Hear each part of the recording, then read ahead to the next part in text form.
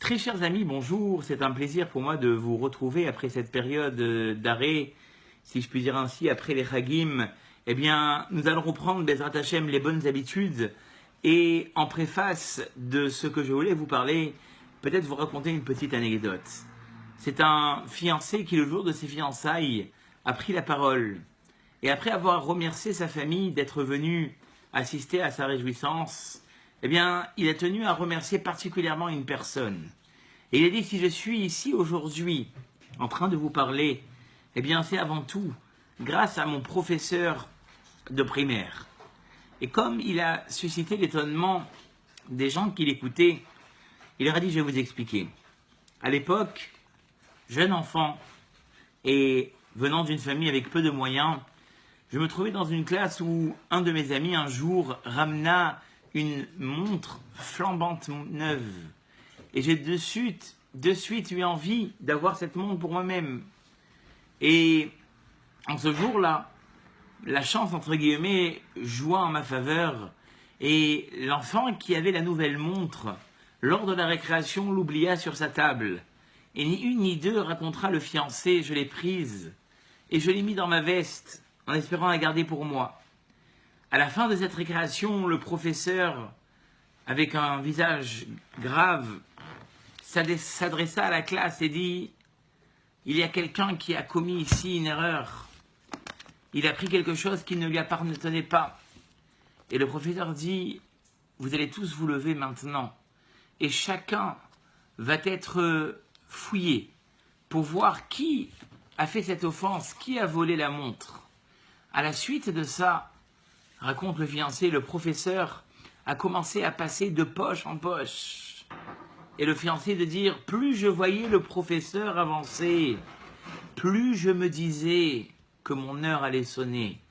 Et quand le professeur arriva à mon niveau, il plongea la main dans sa poche et sans rien dire, discrètement, il prit la montre sans se manifester et la glissa dans sa poche. Puis après avoir fini la fouille, il continua à ne rien dire.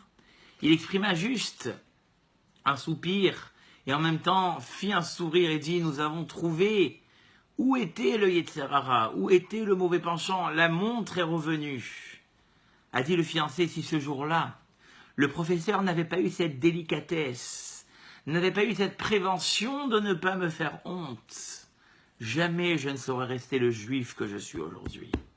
J'aurais tout quitté, de honte. Voilà, très chers amis, quel peut être l'effet sur un enfant jusqu'à son âge avancé, jusqu'à son âge adulte.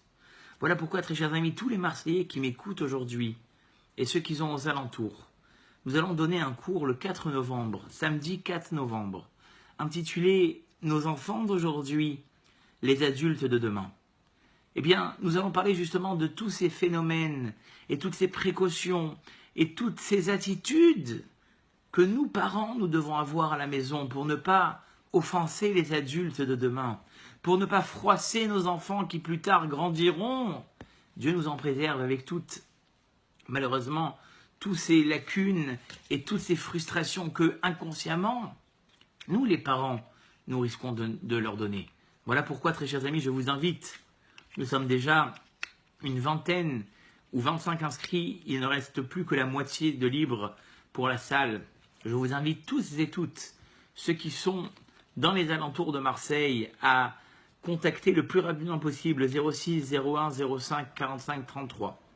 06 01 05 45 33 pour s'inscrire pour cette formidable soirée dans un restaurant formidable, la Maronnaise Café sur Marseille, qui a ouvert il n'y a pas longtemps, un restaurant cachère gastronomique. Je vous invite tous à vite réserver avant qu'il ne soit trop tard, qu'il n'y ait plus de place. Et je vous dis à très très bientôt pour un nouveau selfie. Retenez donc cette date, le samedi 4 novembre à 20h30. À très bientôt pour un nouveau selfie.